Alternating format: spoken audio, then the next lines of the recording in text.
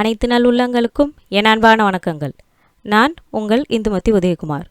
இப்போ நம்ம பார்த்துட்டு இருக்க கதை உறவுகள் சுகமே. இந்த கதையோட முந்தின பாகத்தோட லிங்க்கை நான் கீழே டிஸ்கிரிப்ஷன் பாக்ஸில் கொடுக்குறேங்க. அதோட மற்ற பாகங்களை பிளேலிஸ்ட்லேயும் ஆட் பண்ணியிருக்கேன். இப்போ வாங்க கதைக்குள்ளே போகலாம். அடுத்த நாள் ஜீவன்கிட்டேயும் ஆலயை பற்றி ஃபோனில் பேசினான்.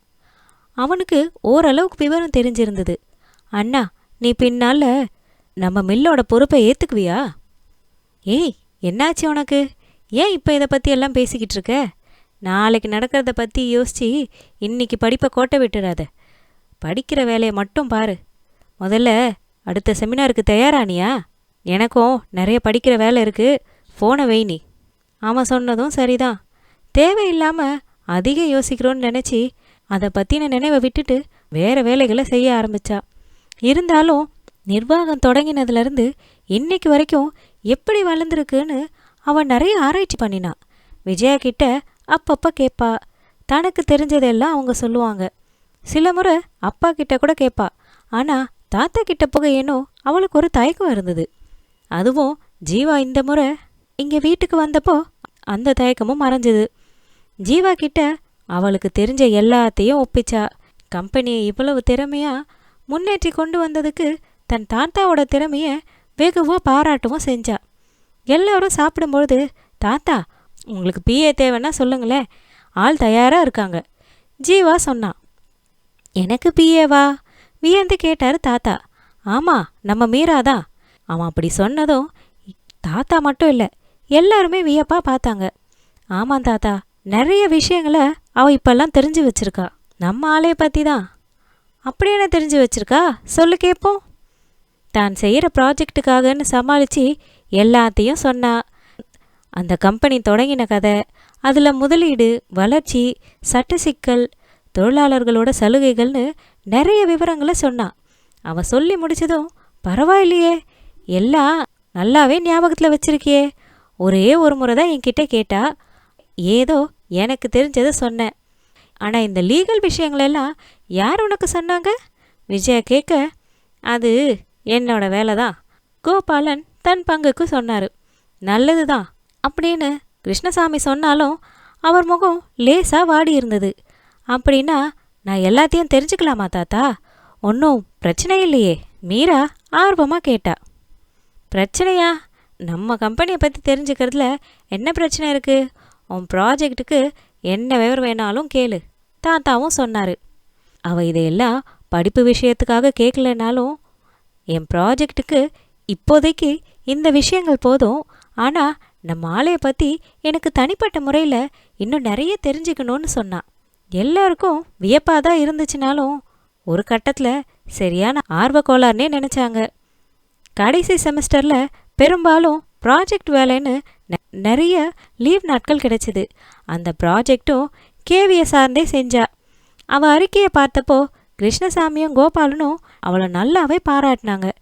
இது எல்லாமே தியரி தான், இன்னும் ப்ராக்டிக்கலை பற்றி அவள் தெரிஞ்சுக்க நிறைய இருக்குது. அப்பா கிட்ட கேட்டப்போ அதுக்கு ராஜன் கிட்ட பேசுகிறதா சொல்லியிருந்தாரு. ரிப்போர்ட்டோட காப்பியை ராஜன்கிட்டையும் கொடுத்தாரு. ஆனால் ராஜனுக்கு வேலை பளு அதிகமாக இருந்ததால் ஒரு வாரத்துக்கு மேலாகியும் அவரால் எந்த பதிலும் சொல்ல முடியல. ஆனந்த் கிட்ட கேட்க நினச்சா. ஒரு கம்பெனியில் மேனேஜராக இருக்கிற ராஜன் சாருக்கு இவ்வளோ வேலை இருக்கும்பொழுது ஆனந்த் மட்டும் எப்படி ஃப்ரீயாக இருக்க முடியும்னு நினச்சவ அந்த எண்ணத்தையும் கைவிட்டா. அந்த வார கடைசியில் வேலை விஷயமா ஆனந்தை சந்திக்க நேர்ந்துச்சு. பழைய மிஷின்களோட பழுதை பார்க்கறது சம்பந்தமாக கிருஷ்ணசாமி கிட்ட பேச வீட்டுக்கு வந்திருந்தான். அப்போ கிருஷ்ணசாமி வீட்டில் இல்லை. பெண்கள் 3 பேரும் தான் இருந்தாங்க. ஏற்கனவே தான் வர்ற நேரத்தை பற்றி ஃபோனில் காண்டாக்ட் பண்ணி கிருஷ்ணசாமி கிட்ட ஆனந்த் சொல்லி தான் இருந்தான். ஆனால் கோபாலனும் கிருஷ்ணசாமியும் வர காரு வழியிலேயே ரிப்பேர் ஆகிட்டதாகவும் அதுக்கு வேறு ஏற்பாடு செய்யவும் லேட் ஆகிட்டு இருக்கதாகவும் தகவல் சொல்லியிருந்தாங்க. இன்னும் 20 நிமிஷங்களில் வீட்டுக்கு வந்துடுவாங்கன்னு ராதா சொன்னான். அதனால் அவன் அங்கேயே காத்திருக்க முடிவு பண்ணான். அவன் அமைதியாக உட்காந்துட்டு இருக்கும் பொழுது, அப்பா வர்றதுக்குள்ளே இதை படித்து பார்க்குறீங்களா அப்படின்னு ஒரு கை அவன் முன்னாடி ஒரு ஃபைலை நீட்டுச்சு. யாருன்னு நிமிர்ந்து பார்த்தா மீரா தான் நின்றுட்டு இருந்தா. என்னன்ற மாதிரி ஆனந்த் அதை பார்க்க, காலேஜுக்காக ஒரு ப்ராஜெக்ட் பண்ணிக்கிட்டு இருக்கேன், மில் சம்மந்தமானது தான் மீரா சொன்னா. ஏய், அவரை ஏன் தொல்லை பண்ணிக்கிட்டு இருக்க? ராதா முடிக்கிறதுக்கு முன்னாடி அந்த ஃபைலை வாங்கி, அதெல்லாம் தொல்லையெல்லாம் எதுவும் இல்லை, நான் பார்த்துக்கிறேன் ஆனந்த் சொன்னான். பண்ணையிலேருந்து ஆட்கள் கொஞ்சம் பேர் வந்திருந்தாங்க. அவங்க கூட ராதா அங்கேருந்து போனான். எனக்கு இன்னும் நேரில் வந்து எல்லாத்தையும் பார்க்கணும். மில்லுக்குள்ளே நடக்கிறத பற்றி அப்பா காட்டினார். இன்னும் ஆஃபீஸ் விஷயங்களை பற்றி தெரிஞ்சுக்கணும். ராஜன் சார்கிட்ட கேட்டிருக்கேன். அவருக்கு இப்போ வேலை அதிகமாக இருக்கிறதால கொஞ்சம் டிலே ஆகும்னு சொல்லிட்டாரு அப்படின்னு வருத்தமாக மீரா சொன்னான். பார்வையை மட்டும் உயர்த்தி அவளை பார்த்தான். அந்த ஃபைலை மூடி வச்சுட்டு, இதையெல்லாம் காலேஜ் மார்க்ஸ்க்காகவா இல்லை கேவி மேலே இருக்கிற அக்கறைனாலையா? அவன் இப்படி ஒரே போடா போட்டு கேள்வியை கேட்டதும் கொஞ்சம் திணறினாலும் ஓரளவுக்கு சமாளிச்சே பதில் சொன்னான். ஏன், ரெண்டும் தான். உங்ககிட்ட கூட கேட்கலான்னு நினச்சேன், ஆனால் நீங்களும் ரொம்ப பிஸியாக இருப்பீங்களே. சரி, எப்போ இதை சப்மிட் பண்ணணும்? ஏற்கனவே கொடுத்தாச்சு. ஆனால் எனக்கு தனிப்பட்ட முறையில் இன்னும் நிறைய தெரிஞ்சுக்க வேண்டியிருக்கு. அதுக்காகத்தான். திடீர்னு ஏன் இவ்வளோ ஆர்வம்? நீங்கள் தானே அன்றைக்கி சொன்னீங்க எல்லாம் தெரிஞ்சுக்கணும்னு. இப்போ நான் கேட்டா ஏன் இப்படின்னு கேட்குறீங்களே? புரியாமல் கேட்டா. பரவாயில்லையே, என் வார்த்தைக்கு இவ்வளோ மதிப்பு கொடுத்து செய்கிறேன்னா நான் கண்டிப்பாக உனக்கு உதவி செஞ்சு தான் ஆகணும். அடுத்த சனிக்கிழமை வரும்போது பார்க்கலாம், சரியா? ஆனந்த் சொல்ல மீராவுக்கு சந்தோஷம் தாங்கலை. ஆனந்த் சொன்ன மாதிரியே வாரம் ஒரு முறையாவது அவளுக்காக நேரத்தை ஒதுக்கி கம்பெனி நிர்வாகத்தை பற்றி பல விஷயங்களை கற்று தந்தான். காலேஜ் ப்ராஜெக்டுக்காகன்னு மேலோட்டமாக கோபாலன் சொன்ன பல விஷயங்களை ஆனந்த் இன்னும் டீட்டெயிலாக அவளுக்கு எக்ஸ்பிளைன் பண்ணான். அது மட்டும் இல்லாமல் அவனுடைய திருப்பூர் ஆலையில் இருக்கிற வேறுபாடுகளையும் அப்பப்போ எடுத்து சொன்னான். சில நேரம் அவங்களுடைய பழங்கதைகளை பற்றியும் பேசினாங்க. அப்படி ஒரு நாள் பேசும்பொழுது தனக்கு இந்த தொழில் மேலே இருந்த ஆர்வத்தை பற்றி ஆனந்த் சொன்னான். நிர்வாகத்தை ஏற்கிறதுக்கு முன்னாடி நடந்த சிக்கல்களை பற்றியும் அவன் நெருங்கின நண்பர்களே அவனுக்கு தொல்லை தந்ததை பற்றி கூட சொன்னான். அதனால் தொழில் விஷயத்தில் நிரந்தரமாக நண்பர்களாக இருப்பாங்கன்னு மட்டும் நீ நினைக்கவே கூடாதுன்னும், சில சமயம் உறவுகளுக்கும் பொருந்தோன்னும் அவளுக்கு அட்வைஸ் பண்ணான். கொஞ்ச நேரம் அவனையே வியப்பாக பார்த்துக்கிட்டு இருந்தா. அதனால் பல விஷயங்களை ரகசியம் காக்கிறது ரொம்ப ரொம்ப முக்கியம். லாப நஷ்ட கணக்குகள், வாடிக்கையாளர்கள், நமக்கு கிடைக்கிற சலுகைகள்னு இப்படி பல விஷயங்களை யார்கிட்டையும் எந்த காரணத்துக்கொண்டும் பகிர்ந்துக்கவே கூடாது. அவன் சொன்னதையெல்லாம் யோசித்தபடி, அப்படின்னா நீங்கள் இது போல் நிறைய விஷயங்களை என்கிட்ட பகிர்ந்துருக்கீங்களே, அது ஏன்? உங்கள் குடும்பத்துக்கு சொந்தமான கம்பெனியை பற்றி உன்கிட்ட சொல்கிறதுல என்ன இருக்குது? அது எப்படி? இப்போ இது உங்களோட பொறுப்புலலாம் இருக்குது. பின்னால் ஒருவேளை நாங்கள் பொறுப்புகளை ஏற்கும் பொழுது நான் அவங்களுக்கு உதவியாக இருக்கலாம். அப்போ உங்கள் கம்பெனிக்கு போட்டியாக இப்போ நீங்கள் சொன்ன விஷயங்கள்லாம் இருக்கும்ல. ஒரு சின்ன இடைவேளை விட்டு, அது மட்டும் இல்லை, நீங்கள் உங்கள் கம்பெனியை பற்றி நிறைய சொல்லியிருக்கீங்க. ஒருவேளை நாளைக்கு நானே உங்களுக்கு போட்டியாக வரலாமே. ஆனந்த உத்து பார்த்துக்கிட்டே சொன்னான். அவன் சின்ன சிரிப்போட, அப்படி ஒன்று நடந்தா நான் ரொம்பவும் சந்தோஷந்தான் படுவேன். தன்கிட்ட கற்றுக்கிட்ட ஒரு மாணவன் சிறந்து விளங்கினா அது ஆசிரியருக்கு தானே பெருமை. ஆனந்த் சிரிச்சுக்கிட்டே சொன்னான். சுத்தம், இனி நான் பேசுறதுக்கு எதுவுமே இல்லை. மீராவும் சலிப்போட சொன்னான். ஜீவன் வர சமயங்களில் தான் கற்றுக்கிட்டதை பற்றி அவன்கிட்ட விரிவாக சொல்லுவா. ஜீவன் பெரும்பாலும் இவன் சொல்கிற விஷயங்களெல்லாம் முன்கூட்டியே தெரிஞ்சு வச்சுருந்தான். பேச்சுலர் டிகிரி படிக்கும் பொழுதே அப்பா கூட வேலைகளில் நிறைய சமயம் உதவியாக இருந்திருக்கான். அது மட்டும் இல்லாமல் நிர்வாகம் பற்றி தெரிஞ்சுக்கிற விஷயம் அவனோட அறிவுக்கு அது ஒன்றும் ரொம்ப கஷ்டமான வேலையாகவும் இல்லை. ஜீவாவும் மீராவும் கண்காட்சி பார்க்க போகிறத பற்றி பேசிக்கிட்டு இருந்தாங்க. அடுத்த நாள் நடக்கிற அந்த கண்காட்சிக்கு 2 பேரும் போகலான்னு முடிவு பண்ணி அப்பா கிட்ட பர்மிஷனும் கேட்டாங்க. கோபாலனுக்கு ஏதோ ஒரு நெருடலாக இருந்துச்சு. 2 பேரும் இது மாதிரி கண்காட்சிக்கு போகிறது புதுசு இல்லைனாலும் அவர் மனசில் ஏதோ ஒரு குழப்பம் ஏற்பட்டுச்சு. அங்கே புத்தகங்களும் கைவினை பொருட்களும் வீட்டுக்கு தேவையான நிறைய பொருட்களை குடும்பமாக போய் வாங்கிட்டு வர பழக்கமும் அவங்களுக்கு கோயம்புத்தூரில் இருந்த வரைக்கும் இருந்துச்சு. சில சமயம் ஏதாவது வண்டிகளை பற்றின கண்காட்சியாக இருந்தால் ஜீவன் கோபாலன் கூட போவான். இப்போ நடக்கிறது ஏதோ நவீன எந்திரங்களோட கண்காட்சியாம். அங்கே எதுக்கு நீங்கள் போகணும்? பக்கத்தில் இருந்த கிருஷ்ணசாமி, அவங்க போயிட்டு வரட்டுமே, ஆசைப்படுறாங்களே, நீயே கூட்டிகிட்டு போயேண்டா. அப்பா சொல்ல அப்பாவை மறுத்து பேச மனசு இல்லாமல் அதுக்கு சரின்னு ஒத்துக்கிட்டாரு. அவங்க போகும்பொழுது கூட்டம் அதிகமாக இருந்துச்சு. பிள்ளைகள் 2 பேரும் மேலோட்டமாக பார்க்காம ஒன்னொன்னும் ஆராய்ச்சி செஞ்சு பார்க்கறது கோபாலனுக்கு ஏனோ சந்தோஷத்தை தரல. அதற்கு மாறா எதிர்வினையான எண்ணத்தையே ஏற்படுத்துச்சு. அன்னைக்கு ராத்திரியே கோபாலன் மீரா கிட்ட மேல் படிப்புக்காக தயாராகுன்னு சொன்னார். கொஞ்ச நாளைக்கு முன்னாடி மீராவோட திட்டமும் அதுவாக தான் இருந்துச்சு. ஆனால் இப்போ அவள் கவனம் முழுக்க கேவி மில்ஸ் பற்றினதாக தான் இருந்தது. அதனால் கொஞ்ச நாட்களாக அவளுடைய மேல் படிப்பு சம்பந்தமான விஷயங்களை மறந்தே போயிருந்தா. அப்பா இப்படி சொன்னதும் மீராவும் அது பற்றி யோசிக்க ஆரம்பிச்சா. என்ன பார்க்குற, மேலே படிக்கிற எண்ணம் இருக்கா இல்லையா, இல்லை இப்படியே சும்மா பொழுத போக்கலான்னு முடிவு பண்ணிட்டியா? கோபாலனோட குரலில் ரொம்பவே கடுமை தெரிஞ்சுது. மீராவால் அவர்கிட்ட எதுவும் பேச முடியல. அமைதியாக உட்காந்து யோசிக்க ஆரம்பிச்சா. ராத்திரி சாப்பாடின் போது கூட கோபாலன் இது பற்றி தான் பேசினார். வீட்டில் இருந்த மற்றவங்க எல்லாருக்கும் கோபாலனோட குரலில் இது வரைக்கும் இல்லாத ஒரு வேறுபாடு தெரிஞ்சதால் அவரையே அமைதியாக பார்த்துக்கிட்டு இருக்க, இன்னும் இப்போ இருக்க படிப்பே முடியல, அதுக்குள்ளே என்ன, அதுவும் இப்படி கத்தி தான் சொல்லணுமா? விஜயா கேட்டா. அம்மா சொன்ன பிறகுதான் தான் குரல் உரைத்தி பேசினதே கோபாலனுக்கு புரிஞ்சுது. எக்ஸாமுக்கு முன்னாடியே அதுக்கெல்லாம் ப்ரிப்பேர் ஆனாதான் நல்ல காலேஜில் இடம் கிடைக்கும். அதுக்கு இன்னும் நிறைய படிக்கணும். அவன் தங்கச்சி எந்த அளவில் இருக்கா ஜீவா? மகனை பார்த்து கேட்டார். ஜீவா இங்கே வரும்பொழுது என்ட்ரன்ஸ் எக்ஸாமுக்கான பயிற்சியை தங்கைக்கும் கொடுக்கணுன்றது ஒரு முடிவு. இப்போ கொஞ்ச வாரங்களா 2 பேரோட கவனமும் பயிற்சியில் இல்லாமல் வேறு பக்கமாக திசை திரும்பி இருந்துச்சு. இப்போ உண்மையை சொல்லணுன்னா நிச்சயமாக அப்பாவோட கோபம் அதிகரிக்கும்னு ஓரளவுக்கு படிச்சிட்டாப்பா. இன்னும் கொஞ்சம் தான் ப்ராக்டிஸ் தேவைப்படும். எக்ஸாம் நாளுக்குள்ளே அதுவும் ரெடி ஆகிடுவா, ஜீவா சொன்னான். அப்போவும் கோபாலன் விடலை. சரி, இனி உன் கவனம் படிப்பில் மட்டும் இருக்கட்டும், வேற எதுலேயும் உன் கவனத்தை சிதற விடக்கூடாது, புரிஞ்சுதா?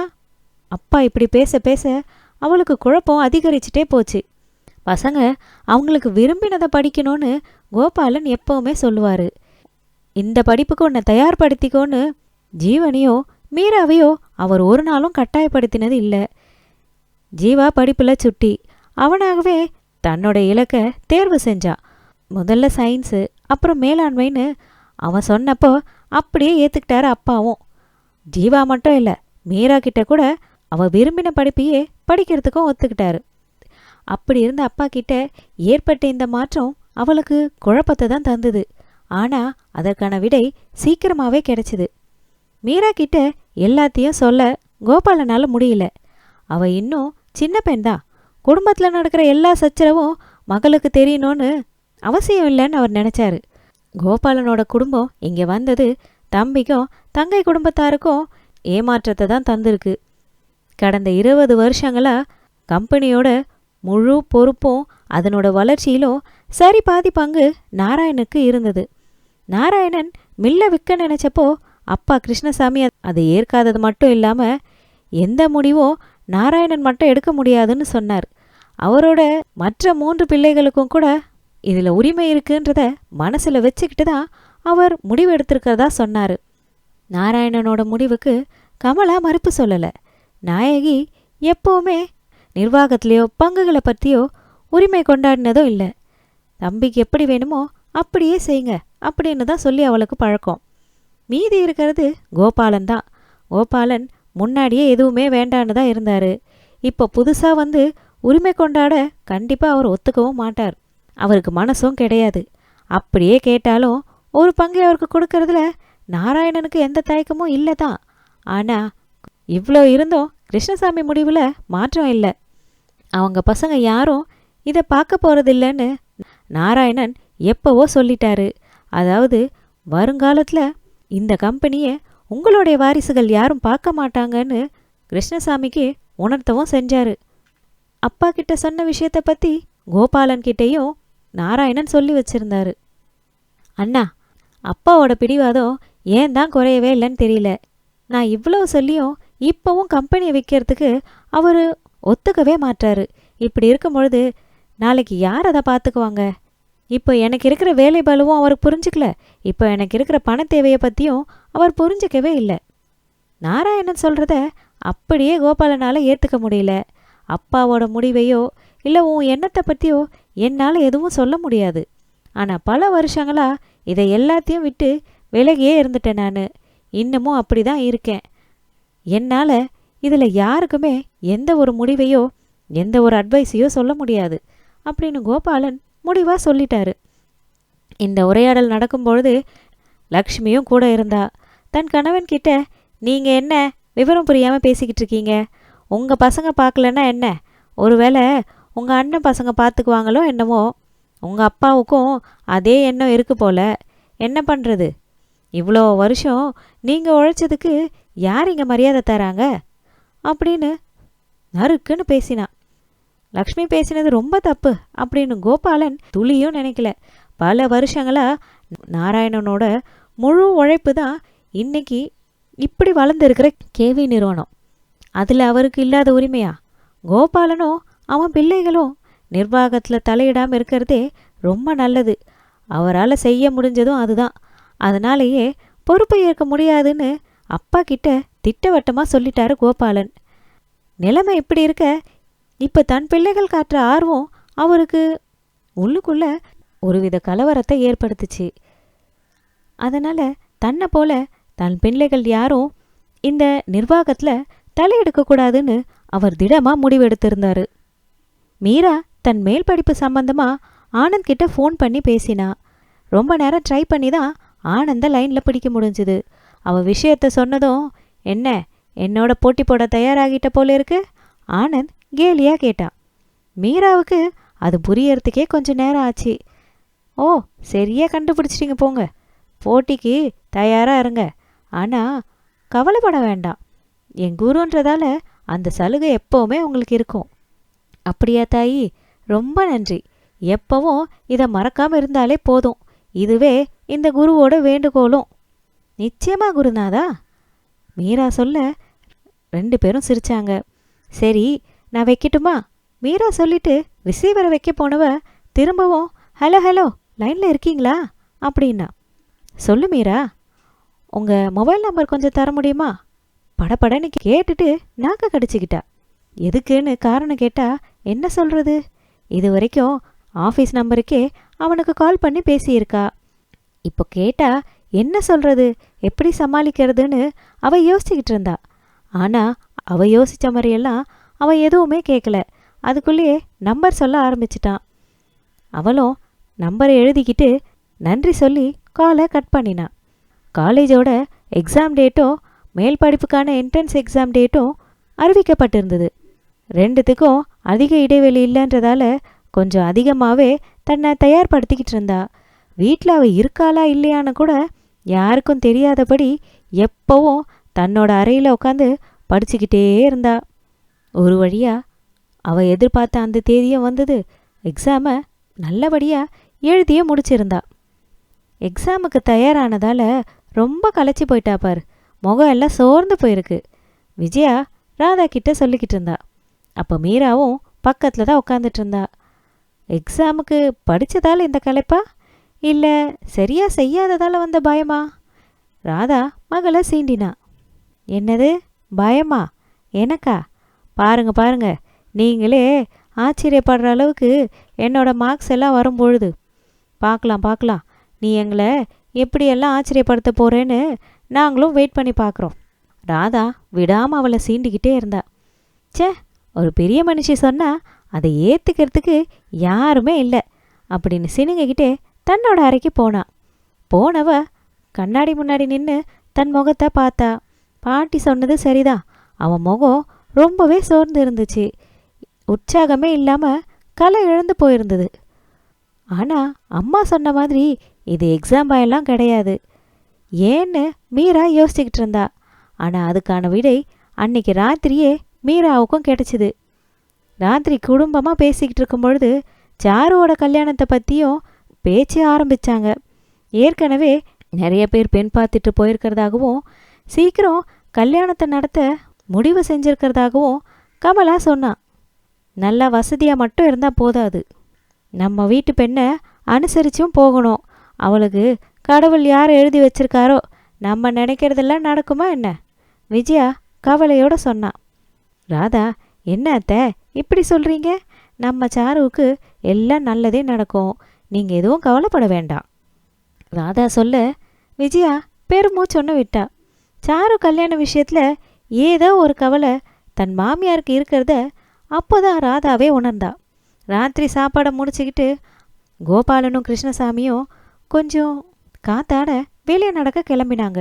அப்போதான் விஜயா கிட்ட ராதா மெல்ல கேட்க ஆரம்பிச்சா. சாரு அதிகமாக வளர்ந்தது இங்கே தான். அவள் எப்போவும் அவன் அம்மா கிட்ட இருந்ததை விட லக்ஷ்மி கிட்ட தான் அதிகமாக ஒட்டிக்கிட்டு இருப்பா. லக்ஷ்மி சொல்கிறது தான் அவளுக்கு வேத வாக்கு.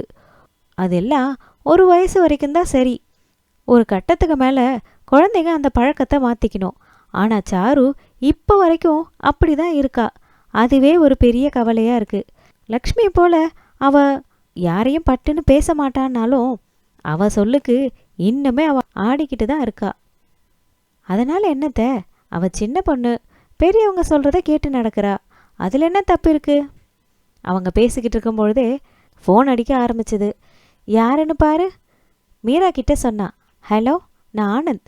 அவன் பேரை கேட்டதும் மீராவோட முகம் பிரகாசமாயிடுச்சு. எப்படி இருக்கீங்க? நான் நல்லா இருக்கேன்.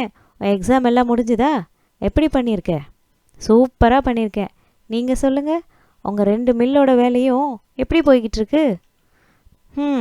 இது என்னோட சிஷ்யோட சந்தேகமா இல்லை எஜமானியோட விசாரணையா? ரெண்டுமே இல்லை. சும்மா உங்களோட வேலை பலம் எப்படி இருக்குன்னு கேட்டேன், அவ்வளவுதான். நல்லது நல்லது. தாத்தா கிட்ட அக்கௌண்ட்ஸ் தயாராக இன்னும் 1 வாரம் ஆகும்னு சொல்லிடுறியா? ஓ, சொல்லிடுறேனே. அவள் சொல்லும் பொழுதே கிருஷ்ணசாமி வந்தார். யாருமா? ஆனந்த் பேசுகிறார் தாத்தா. கிருஷ்ணசாமி கிட்ட கொடுத்தா.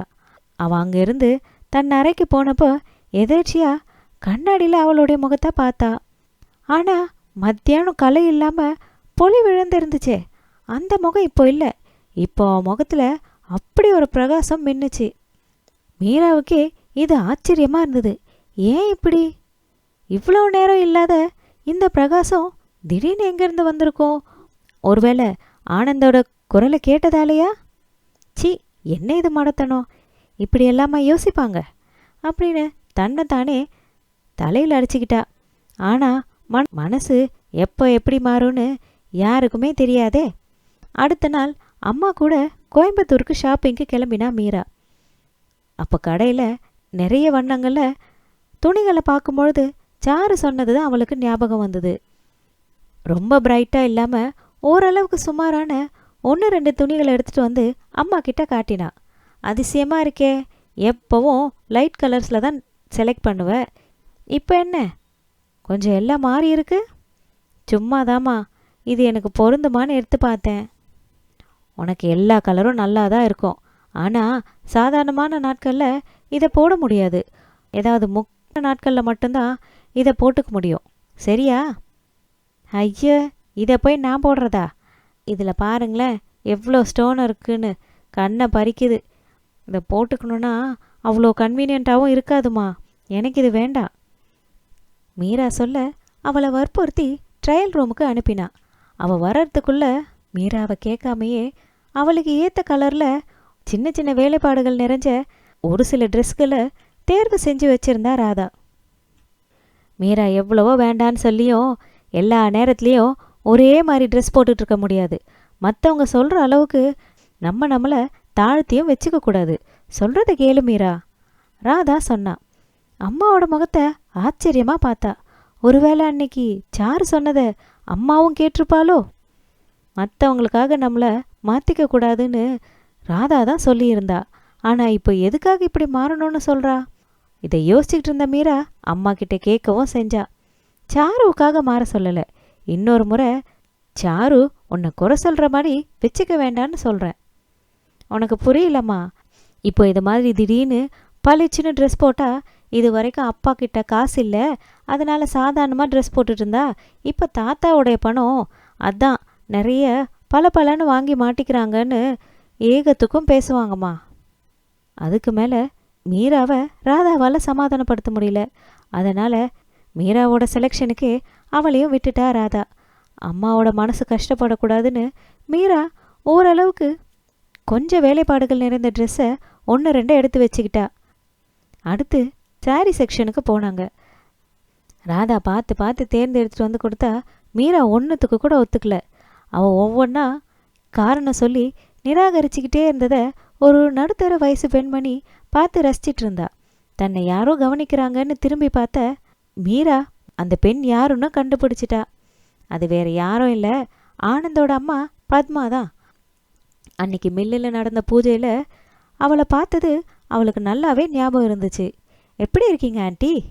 மீரா இப்படி கேட்ட பின்னாடி தான் ராதாவும் கவனிச்சா. பொதுவாக நலம் விசாரிச்சுக்கிட்டாங்க. மீரா போல் எனக்கு ஒரு மக இல்லையேன்னு ரொம்ப வருத்தமாக இருக்குது. உங்களுக்காக எப்படியெல்லாம் செலக்ட் பண்ணுறாவா? பெண்ணு வேணும்னு ஆசைப்படுறது சரிதான், ஆனால் மீரா போல் வேணும்லாம் நீங்கள் ஆசைப்படாதீங்க. அப்புறம் உங்கள் விருப்பத்துக்கு எதுவுமே நீங்கள் செய்ய முடியாது.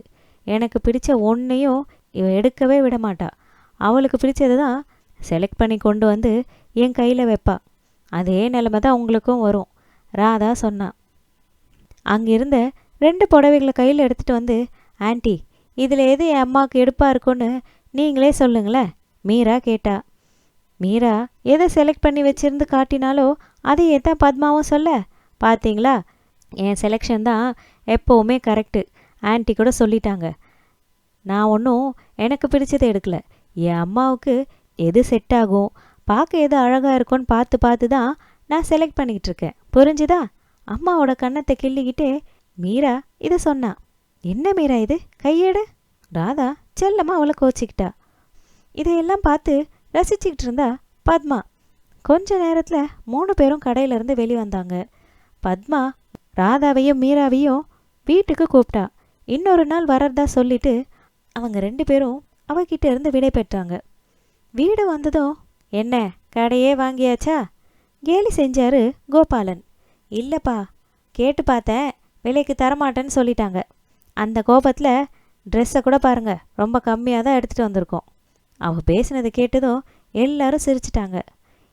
இப்போ தான் என் பேத்தி முகத்தில் பழைய கலையே வந்திருக்கு, விஜயா சொன்னான். பாட்டி சொல்கிறது உண்மைதான். மீராவோட முகத்தில் இப்போ தான் பழைய கலையும் அந்த பொலிவுமே வந்து இருந்துச்சு. எக்ஸாம் எல்லாம் முடிஞ்சு லீவில் இருந்ததால் திரும்பவும் கேவியை பற்றி இன்னும் கொஞ்சம் விஷயங்களை தெரிஞ்சுக்கலான்ற நினைப்பில் அந்த பழைய ஃபைல்களை எல்லாம் எடுத்து பார்க்கறதுக்காக அதெல்லாம் எங்கே இருக்குன்னு அப்பா கிட்ட கேட்டா. அப்பா, அந்த பழைய ஃபைல் எல்லாம் நான் பார்க்கட்டுமா? எதுக்கு? சும்மா ரிப்போர்ட் ரெடி பண்ணத்தான். எக்ஸாம் எல்லாம் முடிஞ்சிடுச்சே, இப்போ என்ன ரிப்போர்ட் ரெடி பண்ண போகிற? அப்பா, இது காலேஜுக்காக இல்லைப்பா, நான் இன்னும் நம்ம மில்லை பற்றி நிறைய விஷயங்களை தெரிஞ்சுக்கணும். இந்த தலைமுறையில் யாருமே மில்லை கண்டுக்கிற மாதிரி தெரியல. நானாவது கற்றுக்கிட்டா தாத்தா கொஞ்சம் சந்தோஷப்படுவார்ல. அவள் அப்படி சொன்னதும் கோபாலனோட முகம் இறுகி போக ஆரம்பிச்சுது. ஆனால் மீரா இதை கவனிக்கவே இல்லை.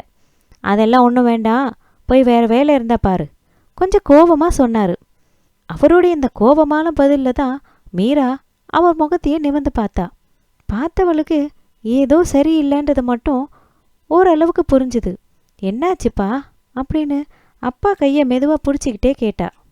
மகளோட முகத்தை பார்த்ததும், வேண்டாண்டா, நீ செய்கிற விஷயம் குடும்பத்தில் நிறைய பிரச்சனைகளை கொண்டு வரும். அப்பா சொல்கிறத கேளு. கேவியை பற்றி நீ அதிகம் யோசிக்க வேண்டாம். பல வருஷத்துக்கு முன்னாடியே மில்லுக்கும் எனக்கும் இருந்த தொடர்பெல்லாம் எப்போவோ அத்துப்போச்சு. உனக்கும் அப்படித்தான். நீ உன் படிப்பை மட்டும் பாரு. இந்த தொழில், மில்லு எதுவுமே நமக்கு வேண்டாம். நான் சொல்ல வேண்டியதெல்லாம் சொல்லிட்டேன். மேற்கொண்டு இதை பற்றி எதுவும் பேசாத. நீ இங்கேருந்து போய் வேறு வேலை இருந்தால் பாரு, அப்பா சொன்னார். அப்பாவோடைய இந்த பேச்சு மீராவை அதிகப்படியான குழப்பத்தில் ஆழ்த்துச்சு. அவருடைய தலைமுறையில் யாருமே காட்டாத ஆர்வத்தை மீரா காட்டுறா. ஆனால் அதை ஏன் தடுக்கணும்? இவ்வளோ ஆனது பிறகு அவள் ஏனோ அதை பற்றி அதுக்கப்புறம் யார்கிட்டையுமே பேசலை. கொஞ்சம் மாதங்களுக்கு முன்னாடினா தாத்தா ஏதாவது சொல்லியிருப்பார்னு சொல்லலாம். இப்போ அப்படி எதுவுமே இல்லையே. அப்படி இருந்தோம் அப்பா ஏன் இதை வேண்டான்னு மறுக்கிறாருன்ற உறுத்தல் தான் அவளுக்கு இருந்தது. மகளோட மனநிலையை யூகிச்ச கோபாலன் அவளை திசை திருப்ப, மேற்படிப்புக்காக என்னென்ன பிளான் போடணும்னு அந்த வேலைகளை முதல்ல பார் அப்படின்னாரு. கோயம்புத்தூரில் இருக்க காலேஜையே தேர்ந்தெடுக்கலான்னு முடிவும் பண்ணாங்க. காலேஜ் ஹாஸ்டலில் தங்கி படிக்கிறதுன்னு முடிவு செய்யப்பட்டுச்சு. கோயம்புத்தூர்லேருந்து இங்கே மருதனூருக்கு வரும்பொழுது சென்னை காலேஜில் போய் எப்படியாவது சேர்ந்துடணும்னு வீம்பு பிடிச்சு வந்ததெல்லாம் இப்போ மறந்தே போயிருந்தது மீராவுக்கு. அவள் தொடங்கின ஒரு காரியத்தை பாதியிலேயே விடுறதுன்றது அவளுக்கு ரொம்ப வருத்தமாக இருந்தது. எல்லாத்துக்கும் முழுக்கு போடுறதுக்கு முன்னாடி ஆனந்த்கிட்ட இதை பற்றி ஒரு முறை சொல்லிடணும்னு அவன் நினச்சா. மில்லுக்கு போனால் அப்பா கோபப்படுவார்னு நினச்சவ அவனை ஃபோன்லேயே காண்டாக்ட் பண்ணான். என்ன பேசுறதுன்னு தீர்மானிச்சுக்கிட்டு அவன் நம்பரை டயல் பண்ணான். 2 முறை அவனை கூப்பிட்டும் கால் அட்டன் பண்ணவே இல்லை. அவன் ஏதோ முக்கியமான வேலையில் இருக்கணும்னு நினச்சவ திரும்ப அதன் பிறகு அவனுக்கு கால் பண்ணல. கொஞ்ச நேரம் கழித்து மீராவுக்கு கால் வர எடுத்து பேசினா மீரா. சொல்லு மீரா, எதுக்கு கூப்பிட்ட? ஆனந்த் தான் பேசினான். எப்படி தெரிஞ்சுக்கிட்டான்? வீட்டிலேருந்து யார் வேணாலும் பேசியிருக்கலாமே, அது நான் தான்னு அவனுக்கு எப்படி தெரியும்? யோசிச்சவ அவன்கிட்ட கேட்டா. நான் தான்னு எப்படி கண்டுபிடிச்சிங்க? உங்கள் வீட்டிலேருந்து வேறு யாரும் இந்த நேரத்தில் கால் பண்ண மாட்டாங்க. மணியை பார்த்தான். மத்தியான வேலையாக இருந்துச்சு. அவன் சொல்கிறதும் சரிதான். அப்பாவோ தாத்தாவோ அவனை காலையில் நேரத்தில் தான் சந்தித்து பேசுவாங்க. அவங்கள தவிர ஆனந்துக்கு வேறு யார் ஃபோன் பண்ண போகிறா? இவளை தவிர்த்து. நல்ல வேலை அவள் அசடு வரிஞ்சது ஃபோனில் அவனுக்கு தெரியாது. ஆமாம், உங்கள் கூட கொஞ்சம் பேசணும், ஒரு விஷயம் சொல்லணும், அதுக்காக தான் கால் பண்ணேன் மீரா சொன்னான். சொல்ல அப்படின்னு அவன் ஒற்றை வார்த்தையில் சொன்னது ஏனோ அவளுக்கு தயக்கத்தை ஏற்படுத்துச்சு. நீங்கள் பிஸியாக இருந்தா அப்புறம் பேசுகிறேனே. அதெல்லாம் ஒன்றும் இல்லை, நீ சொல்லு. அது நான் MBA சேர போகிறேன், அட்மிஷன் கூட சீக்கிரம் கிடச்சிரும். சரி. இல்லை, பெரும்பாலும் நான் ஹாஸ்டலில் தான் இருப்பேன். இனிமே கேவி பற்றி எதுவும் கற்றுக்க முடியாது, அதுதான் உங்ககிட்ட சொல்லலான்னு அப்படின்னு இழுத்தா. அடுத்த முறையில் எந்தவித பதிலும் வராததால் ஹலோ ஹலோண்ணா கேட்டுக்கிட்டு தான் இருக்கேன். இல்லை, நீங்கள் எதுவுமே சொல்லலையே. நான் சொல்ல என்ன இருக்குது, இது உன்னோட முடிவு, அவ்வளோதானே. அதுக்கு மேலே அவகிட்ட பேச அவன் விரும்பலை போலும். அதனால் அவனுக்கு நிறைய வேலை இருக்குன்னு நினச்சபடி சரி அவ்வளோதான் நான் வைக்கிறேன்னு அவளும் காலை கட் பண்ணிட்டா. காலேஜ் தொடங்குற நாள் நெருங்க ஹாஸ்டலுக்கு போகவும் தயாரானா மீரா. பொருட்களை எல்லாம் வாங்க கோபாலன் கூட போயிருக்கும் பொழுது அப்பா கிட்ட தன் சந்தேகத்தையும் கேட்டா. அப்பா, ஆலையை பற்றி நான் தெரிஞ்சுக்க விரும்பினது உங்களுக்கு பிடிக்கல தானே? இந்த கேள்வியை கோபாலன் கொஞ்சமாக எதிர்பார்க்கல. அப்படியெல்லாம் ஒன்றும் இல்லைடா, நீ மேற்படிப்பு படிக்கணும்னு உன்னை கொஞ்சம் கண்டிப்பாக சொன்னேன், அவ்வளோதான். எங்கே இந்த விஷயத்தில் நீ மேற்படிப்பை விட்டுடுவியோன்னு நினச்சி தான் நான் கொஞ்சம் கண்டிப்பாக பேசினேன், அவ்வளோதான். என் அப்பாவை பற்றி எனக்கு நல்லா தெரியும். சின்ன சிரிப்போடு சொன்னான்.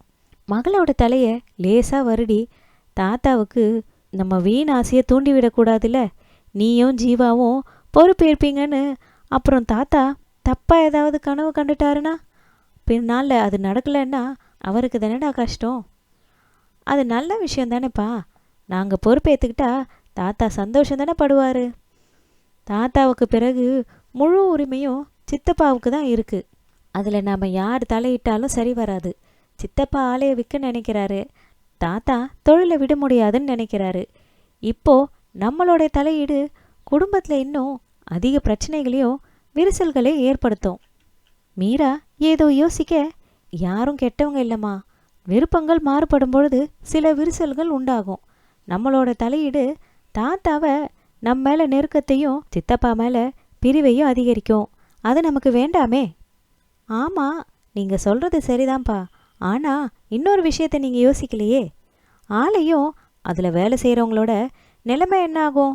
மீராவோட இந்த கேள்வி கோபாலன் சுயநலமாக தன் குடும்பத்தை பற்றி மட்டும்தான் யோசிக்கிறாரோன்னு அவரையே யோசிக்க வச்சுது. ஒரு கம்பெனி நடத்த அனுபவமுள்ள ஆட்கள் தேவை. நிர்வாக தலைமை மாறினாலும் அங்கே வேலை செய்கிற யாரையும் கம்பெனி நீக்காது.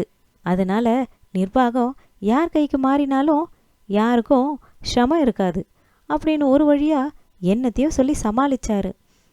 ஆனால் இது முழு உண்மை இல்லைன்னு அவருக்குமே தெரியும். அதோட இதுக்கு மேலேயும் மீரா இதை பற்றி எதுவும் பேசக்கூடாதுன்னு நினச்சவர் அவளுக்கு முன்னாடி அவரே முந்தினார்.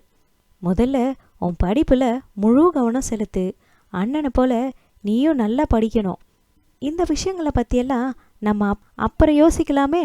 பேச்சை திசை திருப்பினார் கோபாலன். இப்படியே நாட்களும் போக மீரா காலேஜுக்கும் போய் சேர்ந்தா. அதே சமயத்தில் இங்கே சாருவோட கல்யாணமும் முடிவாகி இருந்துச்சு.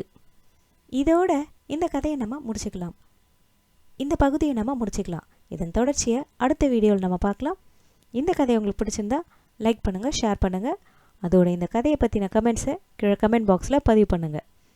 திரும்ப அடுத்த வீடியோவில் நான் உங்களை சந்திக்கிறேன்.